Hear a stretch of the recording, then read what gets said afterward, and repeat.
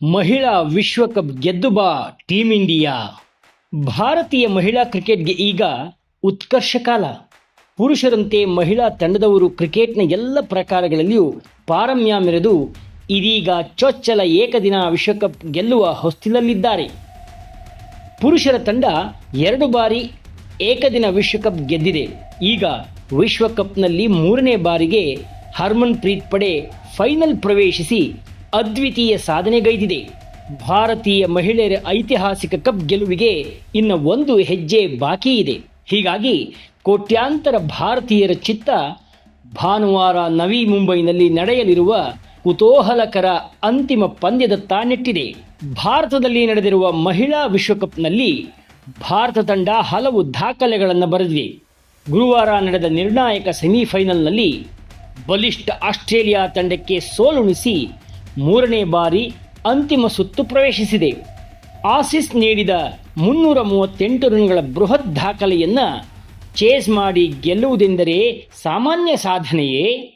ಆದರೆ ನಾಯಕಿ ಹರ್ಮನ್ ಪ್ರೀತ್ ಕೌರ್ ಮತ್ತು ಜೆಮಿಮಾ ರೋಡ್ರಿಗಸ್ ಅಮೋಘ ಬ್ಯಾಟಿಂಗ್ ಪ್ರದರ್ಶನ ಈ ಸ್ಮರಣೀಯ ಗೆಲುವನ್ನು ಸುಲಭವಾಗಿಸಿತು.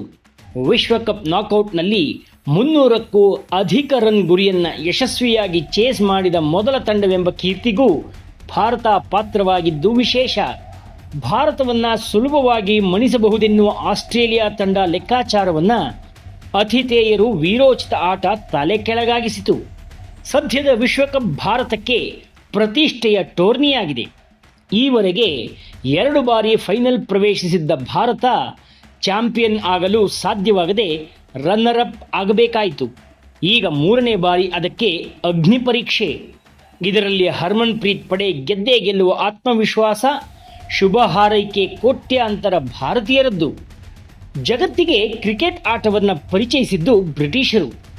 ಭಾರತ ಸೇರಿದಂತೆ ಅವರು ಆಡಳಿತ ನಡೆಸಿದ ಕಡೆಯಲ್ಲೆಲ್ಲ ಕ್ರಿಕೆಟ್ ಜನಪ್ರಿಯ ಕ್ರೀಡೆ. 1975ರಲ್ಲಿ ಇಂಗ್ಲೆಂಡ್ನಲ್ಲಿ ಪುರುಷರ ವಿಶ್ವಕಪ್ ಪಂದ್ಯಾವಳಿ ಆರಂಭಗೊಂಡಿತು.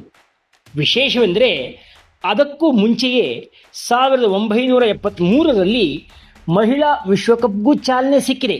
ಆದರೆ ಈವರೆಗೆ ಭಾರತದ ಸಾಧನೆ ಹೇಳಿಕೊಳ್ಳುವಂತಿಲ್ಲ. ಈ ಹಿಂದೆ ಮಿಥಾಲಿ ರಾಜ್ ಮೊದಲಾದವರಿದ್ದ ತಂಡ ಹೋರಾಟ ನಡೆಸಿದ್ರೂ ಪ್ರಶಸ್ತಿ ಬಳಿಗೆ ಹೋಗಿರಲಿಲ್ಲ. 2005 ಮತ್ತು 2017ರಲ್ಲಿ ಅಂತಿಮ ಸುತ್ತಿನವರೆಗೆ ಹೋಗಿದ್ದೇ ನಮ್ಮ ಸಾಧನೆ.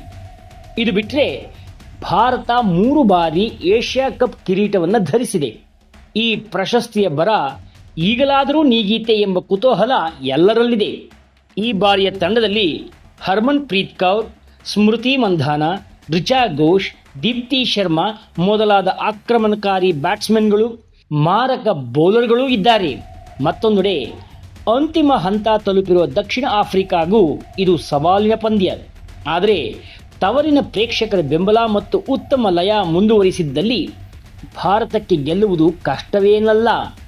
ಆದರೂ ಈವರೆಗೆ ಆಡಿದ 7 ಪಂದ್ಯಗಳಲ್ಲಿ 3ರಲ್ಲಿ ಗೆದ್ದು ಉಳಿದ 3ರಲ್ಲಿ ಸೋತಿರುವ ಹರ್ಮನ್ ಪ್ರೀತ್ ಪಡೆ ವಿಶ್ವಕಪ್ ಎತ್ತಿ ಹಿಡಿಯಲು ವ್ಯೂಹಾತ್ಮಕ ಆಟ ಪ್ರದರ್ಶಿಸಬೇಕಾಗಿದೆ.